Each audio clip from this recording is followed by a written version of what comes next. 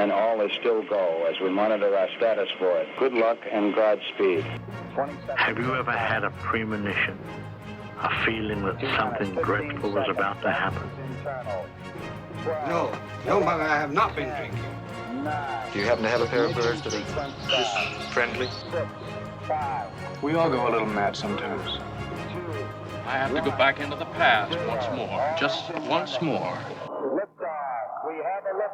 This is HitchPod, a podcast counting down the 20 best movies of the wonderful 20th century director Alfred Hitchcock. I'm Kat Jones, and with me is Dan Libke, and in this episode we're comparing the 15th best Hitchcock movie, Lifeboat, according to our listeners, with the movie that the Oscars thought was the best one from that year, and that movie would be Gaslight. It was Gaslight, yes. So, as usual, at the end of this movie, we will be revealing the 14th best, the next in the countdown, the 14th best Hitchcock film. And as we like to do, we enjoy cryptic crosswords, so we give you a little cryptic clue to think about in the back of your mind as you listen to this. So the cryptic crossword clue for our next movie is a chaotic theft. Wrong. 2515. 2515. Yes. So a chaotic theft, question mark? Wrong, exclamation mark. I think 2515 is pretty easy to guess. I think so, yes.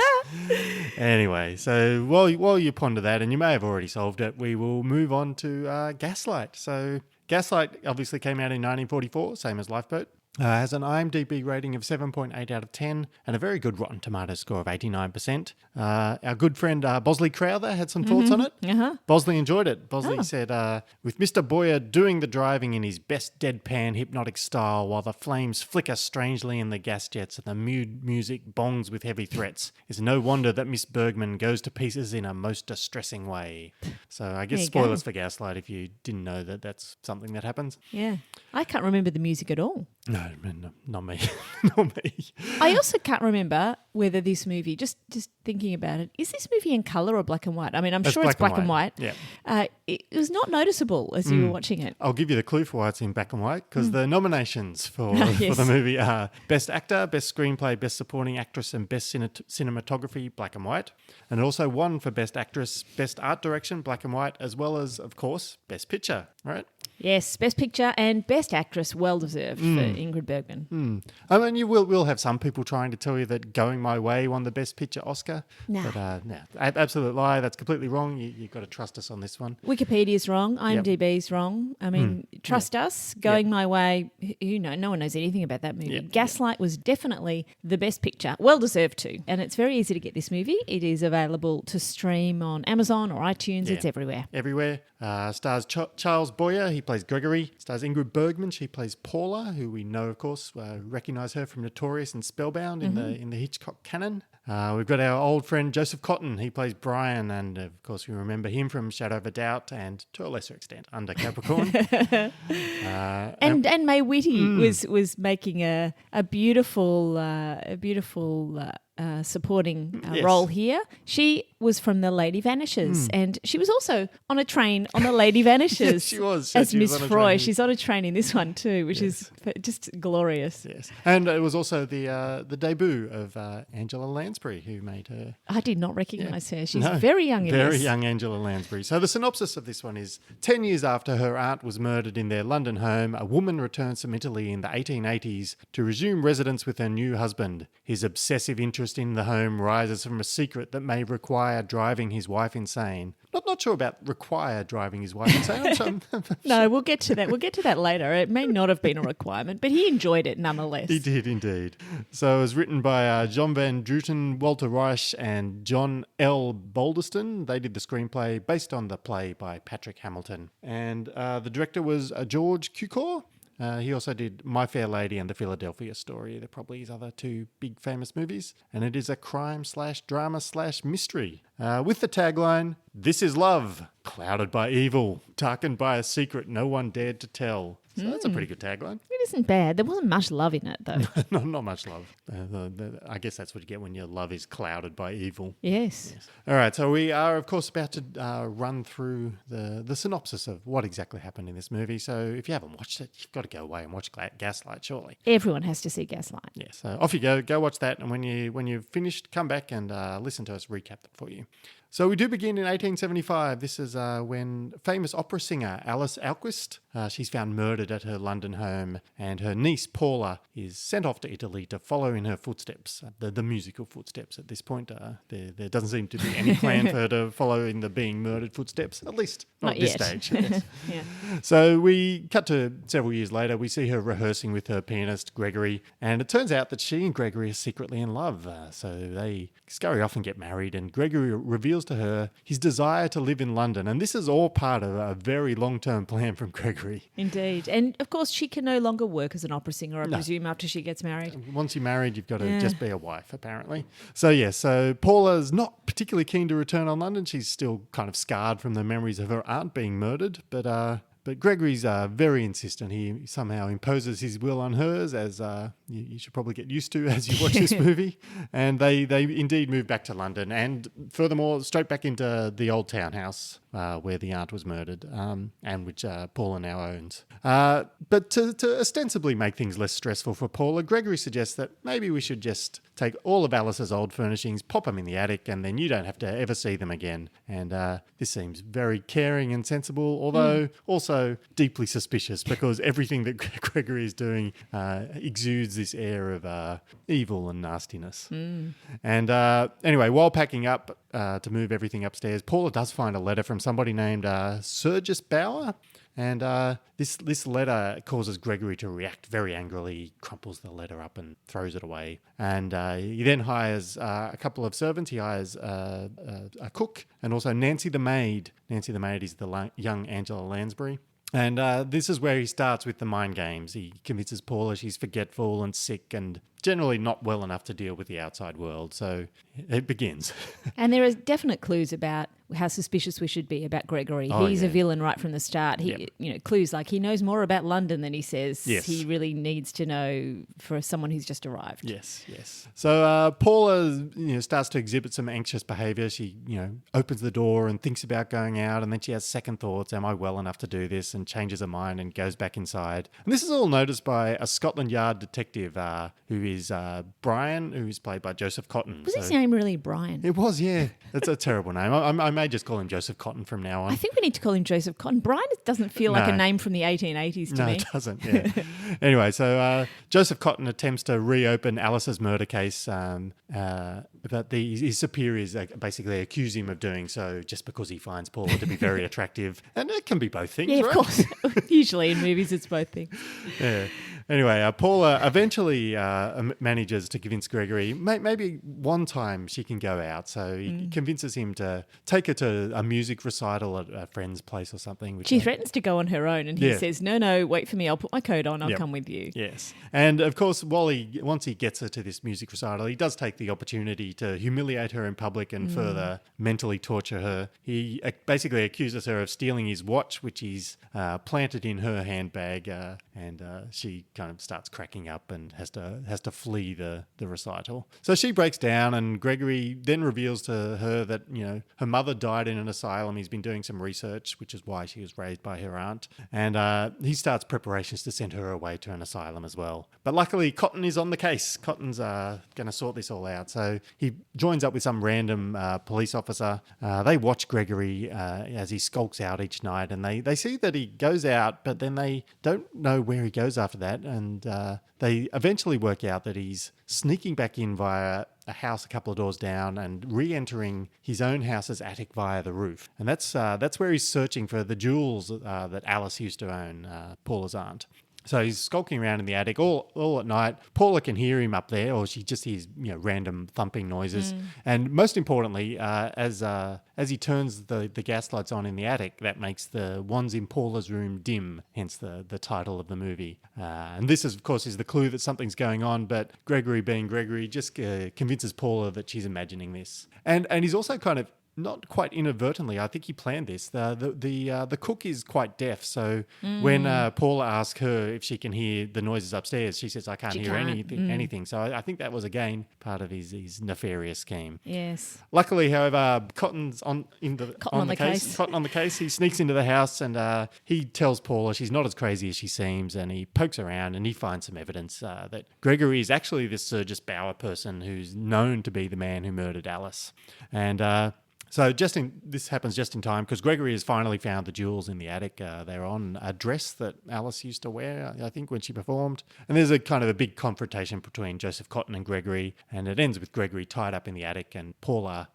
kind of relieved, says, I want to speak to him alone. And Cotton's a little bit wary of letting her up there. But another moment of tension here because we really don't want her to go in and talk to him. We know he's so persuasive. It's very clever. So he does try to use the hold he has over her. He says, cut me free with this nearby knife. We can work this out. But Paula brilliantly plays dumb. She picks up the knife and goes, oh, is this a knife? I'm not sure if this is a knife. She's basically, I'm too forgetful to remember where the knife is. So she finally turns all the gaslighting to her advantage and taunts Gregory for a little bit, and he is then taken away. And Cotton suggests that, hey, maybe you and I should get together. Yeah. And that's the end of the movie. Yes. So what did you think of that one? I loved this movie. Yep. It felt so much like a Hitchcock, mainly due to all the actors being his favourites, but also the subject matter and the plot and so on. Yeah. I did read somewhere that there were several articles I read where someone said Gaslight is one of the great Hitchcock movies that Hitchcock himself never directed. Indeed. We've had a few that claim that, but Diabolique seems also. I mean, fell they in that must category. have been influenced Yes. by Hitchcock. These people. It was a similar kind of movie. I Mm. mean, credit though to the writers of this Yeah. and their director because it's glorious Yep. and deservedly so, winning its Academy Award for Best Picture. Yep. So this movie gives us the term gaslighting, right? Yes. It Yes. is. It is now coming in common from- parlance. Yep. Yeah, it's quite incredible. Gaslighting that is manipulating a person or group of people in the same way that Paula was manipulated. You're kind of doing things yourself and blaming another person and persuading them that they are the ones who are crazy and can't remember or aren't aware. And it feels like, and I don't really, but it feels like this is the first piece of pop culture that actually highlighted this kind of approach, this form of torture, essentially, Yes. right? It's really incredible. Hence why it gets the name. I mean, that's a very neat little term to highlight the act. Yeah. So we'll talk a little bit more about that, about how well that is demonstrated in this particular movie. But first up, what did you find? Did you find some other titles with names that have just gone into phrases that are used in public consciousness and regularly used? Yeah, this occurred to me as I was watching because like Gaslight, you know the term before you've seen the movie, and I was just trying to think of other ones that did similarly. I feel like Catch-22 as now, it's beyond the book. Even if you haven't read the book, you know what a Catch-22 is. That's right. You don't even have to have seen Yep. the movie or read the book. Yeah. The other major one I thought of was Groundhog Day. People talk about Groundhog Day all the time. Yeah, not necessarily related to the movie, and to a lesser extent, I guess Rashomon, where that's kind of related to the media. I don't know form. what that means. Yeah. Well, okay. Well, there you go. So Rashomon is the kind of movie style where you repeat the same scene over and over again from different perspectives. Yep. That doesn't really apply. I think that one's more limited to the movie structure, whereas the other one's kind of transcended into general life. Yeah, okay. So, but there aren't many that have the There's a power couple of this others phrase. that sprang to mind. Sophie's Choice is another Oh, one. yeah, that's a great one, yes. So Sophie's Choice was not a phrase before No, that definitely not, 1982 movie. Yep. The other one that I looked up because I wasn't sure was the Full Monty, which we now know to be kind of taking all your clothes off. But before that, it did not have that meaning at all. Yep. The Full Monty was just going full pelt at something. Yeah, okay. Oh, that's great. Yeah, okay. Fully enthusiastic. So, okay, so that's a few others. So there's a couple of others. I did quite enjoy the irony of the fact that the lights dimming, the actual gaslighting, was one of the few things that he did not do intentionally. Like, it was just a happenstance turning the lights on. Everything else he was like planning and scheming and being, this awful person. Yeah. He just needed a bit of light to do the search. So that's funny. And he was awful before the gaslighting. I mean, before the gaslights dimmed. Yes. It wasn't the trigger for his gaslighting either. He was a master at this. And there are lots of people out there in the world who do this. And as you watch this movie, you recognise them and everyone knows. It's a very common thing. So it does surprise me there was no term for it before this time, before 1944. Yeah. I mean, it was so. I found myself chuckling at kind of the cruel audacity of it all. I'm not sure why it elicits amusement from me, but there's something about how brazen he was that I was just like, oh my God, this is awful. Yeah. But I'm chuckling now as I remember it. It's kind of laughably terrible. People who've experienced gaslighting, and as I They said, it's probably very don't common. find it as funny. Well, no, I think it is. You sort of they often do say very audacious things. These people who gaslight, they'll say things like, "But you're the one who moved the chair." When you go, "Hang on, I just saw you move the chair." Like they can be very, very, and little children can do this sometimes as well. Oh, yeah, little children lie about all kinds of Yes, shit. as sort of crazy lies that you know are untrue. But in gaslighting, it becomes a different thing because people start to go There's down a the motive pathway of behind it, whereas the children's motive is just not to get in trouble, usually. And gaslighting, the best kind of gaslighting, the true narcissistic psychopaths will intersperse the gaslighting with positives. And he did this brilliantly as well. He would say things like, "We're going out tonight." And we are, but you didn't tell me. Or have I forgotten? Yep. You know, that Yep. kind of, no, it's a surprise. And then they're really, really happy. And he planned it that way. And then there's this sudden coldness when he's moved the painting deliberately and he sees the picture missing, and all of a sudden the happiness turns to something different. So it's that positives turning to negatives. They can't possibly be gaslighting me because they're so positive the whole time. He did that so in such a sinister way. I was like this character is so brilliantly written, as you say. Like you could see real people, and it's just kind of synthesized into this one embodiment of this trait. Yeah, that's right. And then when he says things like, if you throw the suspicion on the servants, you say it's not you, then you're accusing the servants. Yep. And she's, no, I didn't say that either. You know, so very, very clever. Unbelievable. And then the cleverness too of the director when she goes to look for the painting and she finds it in a place and you go, how did she know where it was? And then you realise this has happened twice before. Very, very clever. Yeah.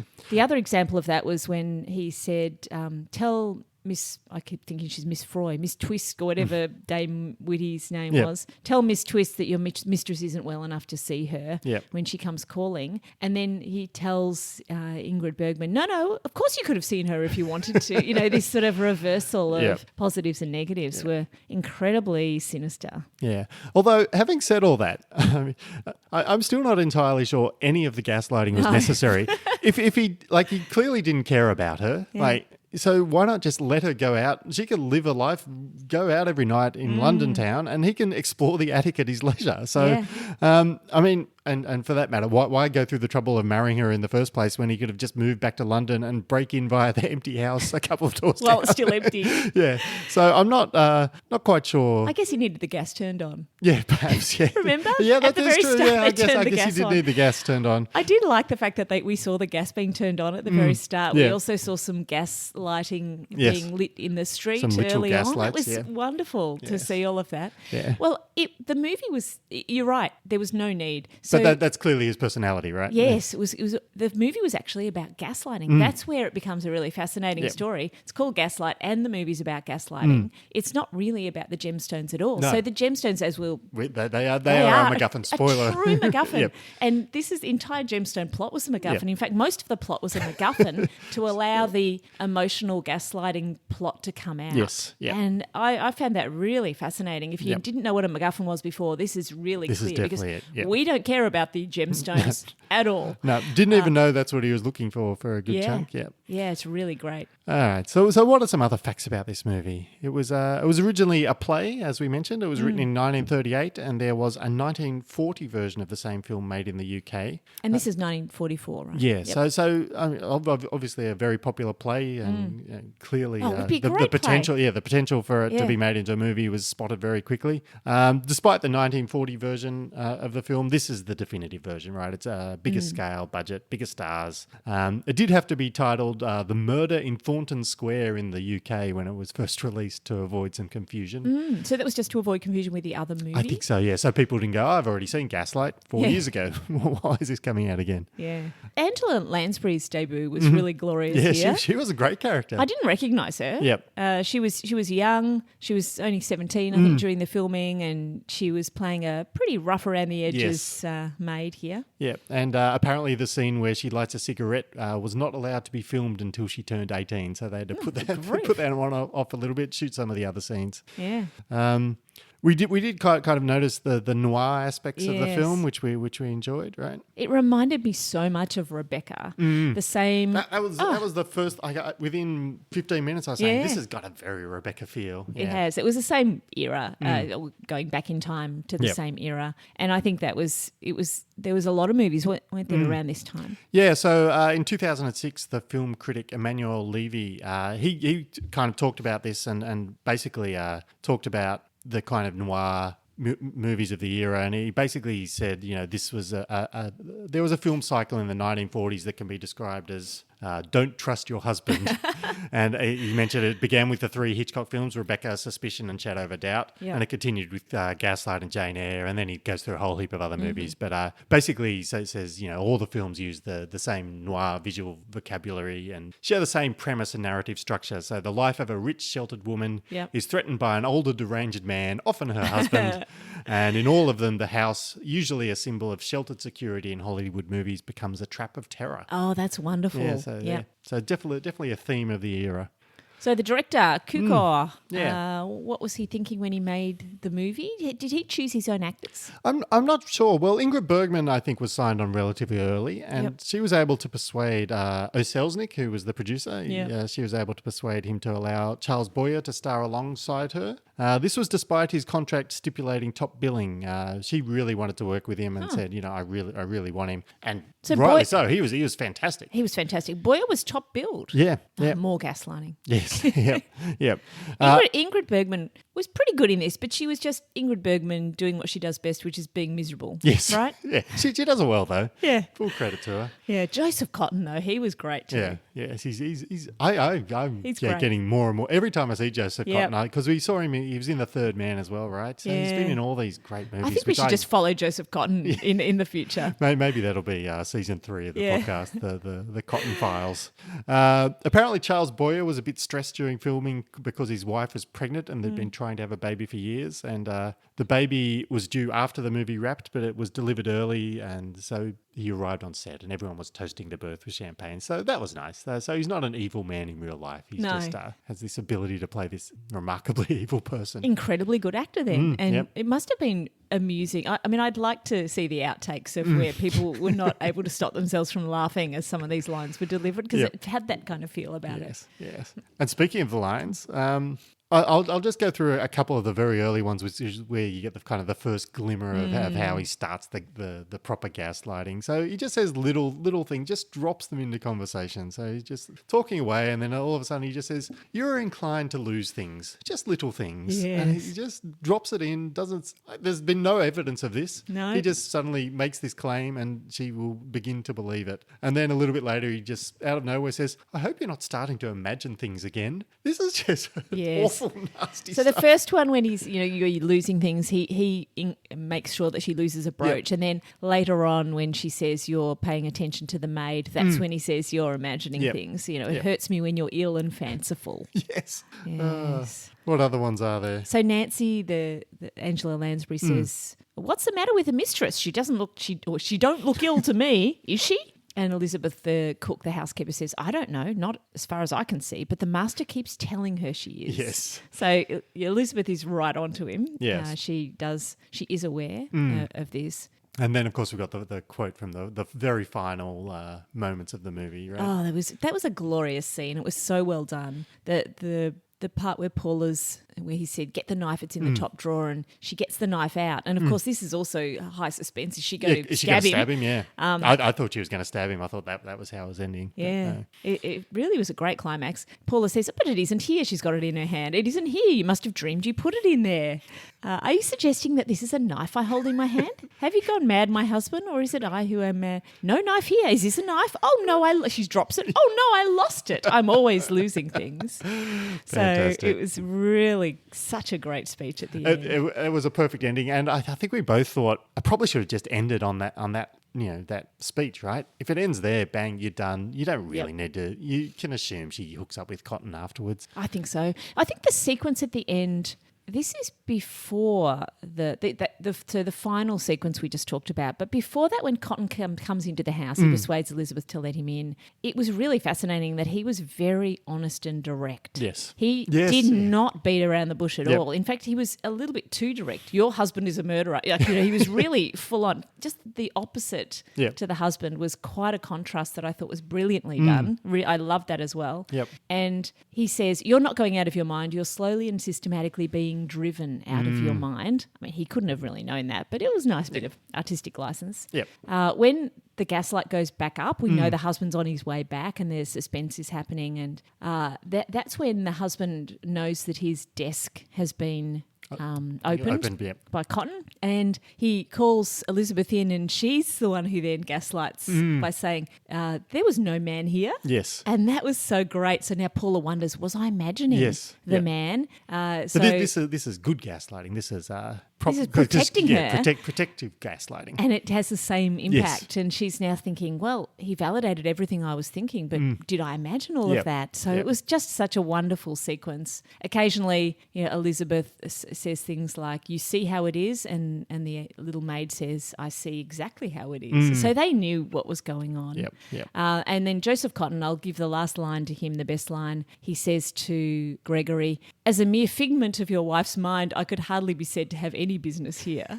So he's playing along as well. Yeah, fantastic. What about the Bechdel test? Does it pass? There's plenty of named women. They all have a chat with each other about housekeeping and so on. So I think that passes. I think even the quote we just mentioned above with Nancy and Elizabeth saying, what's the matter with the mistress? She doesn't look ill to me. That's a pass. Yes. Not talking about a man, talking about her. Yeah, right. And what about modern technology? And this movie, I think, was remade in modern times. Yeah, sort we of, haven't seen it. Yeah, we'll come to that. So lots of options here for Gregory to do improved gaslighting, right? I think he could. I mean, obviously the gaslights are no longer available, but he could set up some CCTV cameras, doctor the footage, go into Photoshop, edit out some photos. I think he could easily torture her, edit her computer, do all kinds of technological based things to make her convince.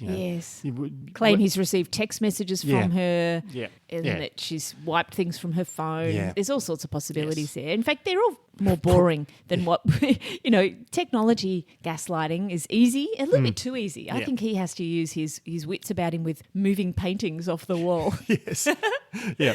So given that there are no houses these days, or very few houses that have their lights powered by gas, the movie would need a title change, unless, of course, we decided that the term is now so ubiquitous that it doesn't have to be literal anymore. No, it could just be called Gaslight and refer to the concept rather than the physical gaslight. Yes, I think so. So tributes, homages, remakes. There was a play first, as we mentioned, and a previous movie, but there was a later movie version. I think in the 2000s. I think they they changed it quite a great deal. Right. It's the same basic concept. It's someone being gaslit, but very, very little of the original plot is used. Right. So that's just like Hitchcock. Just change it completely. Yeah. So the Oscar movie cinematic universe, we've had a few movies in here now, and I was just trying to work out where this one would fit in. I think time-wise, it's pretty close to when Fogg went around the world in 80 days. Yeah, right? I think we're in the same era, aren't we? Yeah. So I'd like to think that while he's in London, Gregory has joined his stupid gentleman club, and he and Phileas hang out together sometime. Yeah, that's definitely. Yeah. All right, so time to go through the Hitchcock movie checklist.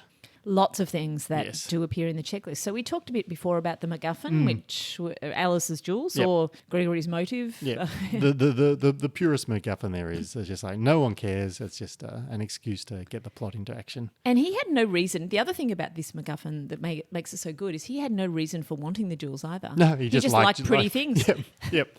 He wasn't going to sell them. He didn't need the money. No, there were all sorts of wonderful things about him wanting the jewels which were just unrelated. I think they actually made a point that they couldn't be sold because they were too famous, that no one would be able to sell them. So there was no actual cameo, but we do like to wonder where a cameo might have been squeezed in. Maybe they're probably the only real spot, because it's very self-contained, this movie. Yes, and maybe at the recital, Cukor could have just popped himself in a tux and hung out with the rest. There were plenty of places there, but that was late in the movie. If you wanted to put a director at the start, I think he would have had to be walking past on the train. Yeah, possibly. That was pretty early on in the movie, or maybe in the crowd scene outside when the murder happens. Yeah. That's another very early possibility. on, like the opening scene. Yeah. The mother character.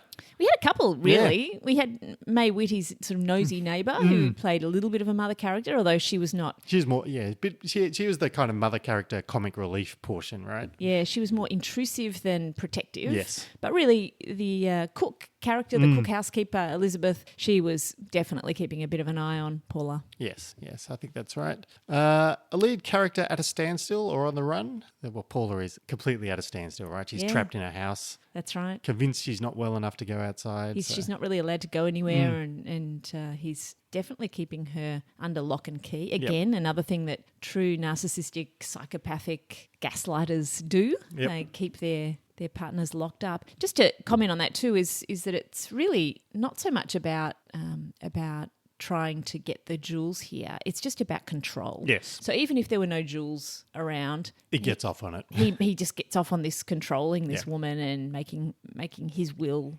sort of imposed upon her. Yeah. So characters with elements of good and bad. There's not a lot of grey shading here. No, they're good or they're bad. This is David O. Selznick's favourite thing. They're either good, they're bad, that's it. Yeah. Possibly the only exception was the servants to some extent.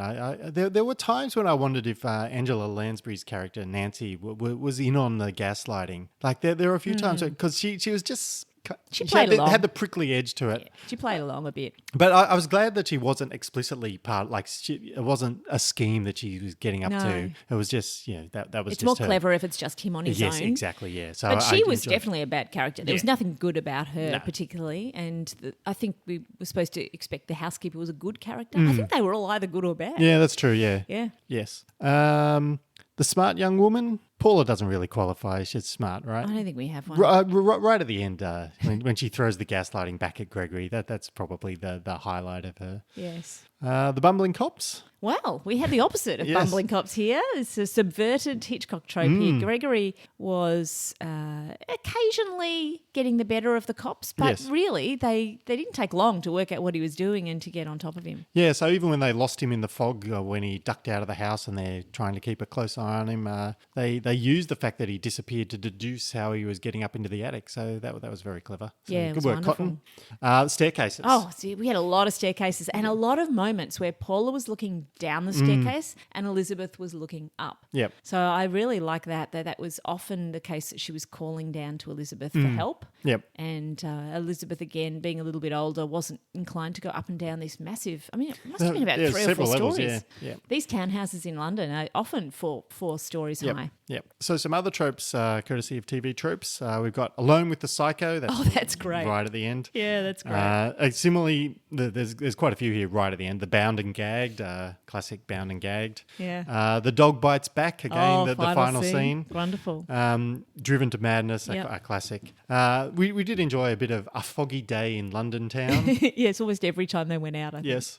There was a gun struggle at one point. I cannot even remember the gun struggle. He came back because he searched the desk and he found that Gregory had the pistol with him, and then they struggled for a bit, and then it was dropped, and that was it. And no one got shot. It was just they should have just left that scene out. Yeah, very possibly.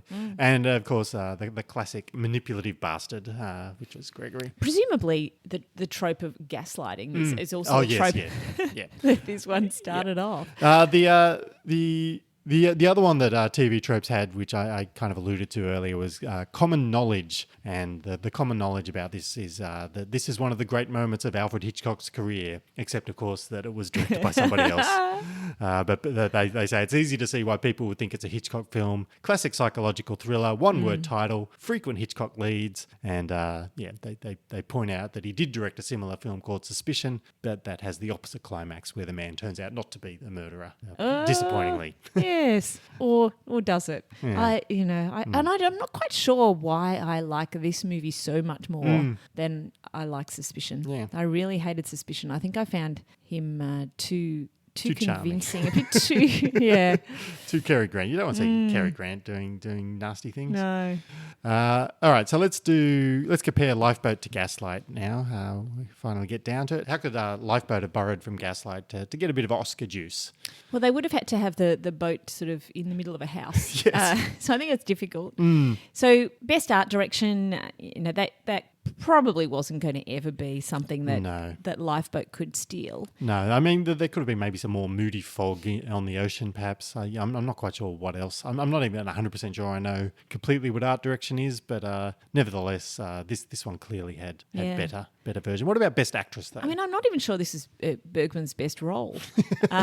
So anyway, Connie could have been driven crazy by some gaslighting from I guess. Look, Willie was the best opportunity. Willie did do some gaslighting. He did, yes.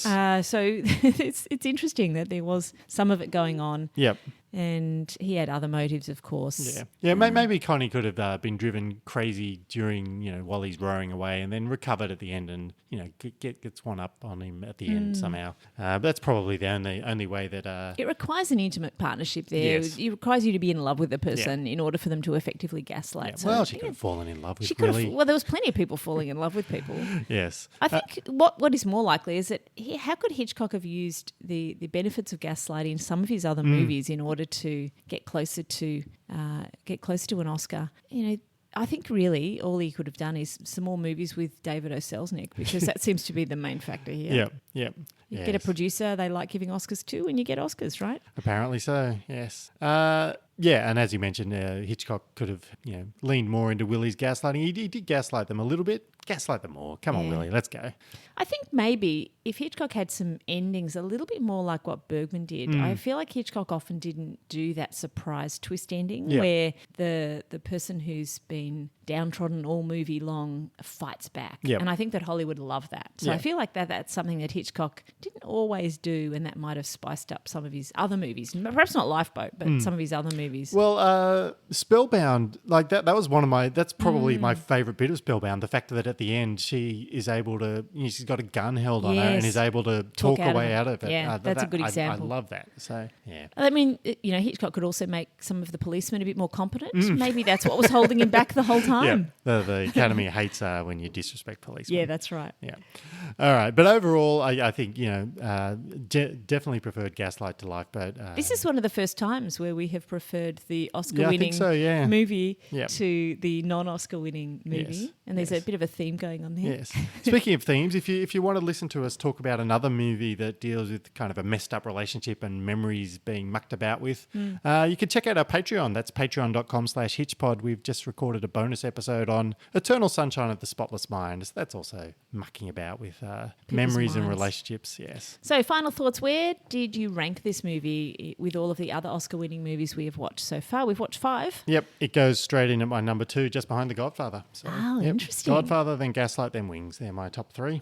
Well, I am putting mine above Wings as well, which puts it to number one of my list. So my ranking goes Gaslight, Wings, and then You Can't Take It With You. Excellent. So there you go. So what's our next movie? Well, let's go back to the cryptic clue. And the cryptic clue was a chaotic theft. Wrong. And that was 2515. And of course, anything that's 2515 the answer is To Catch a Thief. Yep. It's built up. It's another anagram. And wrong is the anagram indicator. But if you take the letters of a chaotic theft, you will get To Catch a Thief. Yep. Yeah, so we will be rewatching To Catch a Thief. We both ranked this one in our top 10. I had a 4th on my list. I think you had a 10th. Yeah. So will we be horrified that it's only 14th in the countdown? It's a little bit of a disappointment for us, right? Maybe we ranked it a little high. Maybe we overcome with. Yeah. Was this one of our last movies? I think it was the very last movie that we watched in season 1. Regardless, if you have any questions or feedback on To Catch a Thief, you can email them to us, feedback@hitchpodonline.com, and we will do our best to answer them in the next episode. Of course, if you're a patron, just drop us a note anytime. Patrons obviously get priority in all the questions. And To Catch a Thief, speaking of our our patrons. It's based on a 1952 thriller novel by David Dodge. So we will be doing a mini book club on that one with our patrons. You can get it on Amazon. I did a bit of research. It's an ebook. You can get it for $2. So well worth spending a couple of bucks. And we'll chat about To Catch a Thief. And we will speak to you all when we review that movie next month. Thank you for listening to HitchPod. Please come and talk to us on Twitter at HitchPod Tweets or on Facebook by searching for HitchPod. And you can also email us directly at feedback@hitchpodonline.com. And if you want more Hitchcock content, please consider becoming a HitchPod supporter. Just go to patreon.com/HitchPod. And for as little as $2 a month, you can get access to our Season 1 coverage of every single Hitchcock movie, as well as bonus episodes on Hitchcock-esque movies. Invitations also to watch live rewatches and much, much more.